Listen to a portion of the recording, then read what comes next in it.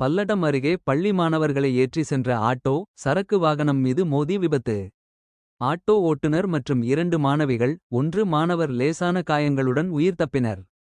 திருப்பூர் மாவட்டம் பல்லடம் அருகே கணபதிபாளையம் ஊராட்சிக்கு உட்பட்ட ஓம்சக்தி நகர் பகுதியில் 500க்கு மேற்பட்ட மக்கள் குடியிருந்து வருகின்றனர். அதே பகுதியைச் சேர்ந்த சபரி கண்ணன் என்பவர் ஆட்டோ ஓட்டி வருகிறார். இந்நிலையில் சபரி கண்ணன் கணபதிபாளையம் அரசு பள்ளியில் படித்து வரும் அதே பகுதியைச் சேர்ந்த 9ஆம் வகுப்பு பயின்று நாற்றாய் யாழினி, நித்யஸ்ரீ மற்றும் 10ஆம் வகுப்பு மாணவன் மல்லீஸ்வரன் ஆகியோரை தனது ஆட்டோவில் ஏற்றிக் கொண்டு பள்ளிக்கு சென்றுள்ளார்.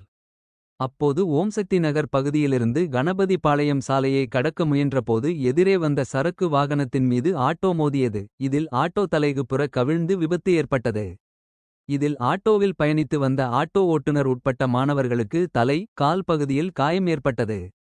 விபத்தினை பார்த்த அருகில் இருந்த பொதுமக்கள் உடனடியாக மாணவர்களை மீட்டு கணபதிபாளையம் பகுதியில் செயல்பட்டு வரும் தனியார் மருத்துவமனையில் சிகிச்சைக்காக அனுமதித்தனர்.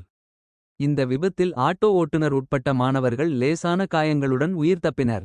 மேலும் இந்த விபத்து குறித்து பல்லடம் போலீசார் விசாரணை நடத்தி வருகின்றனர்.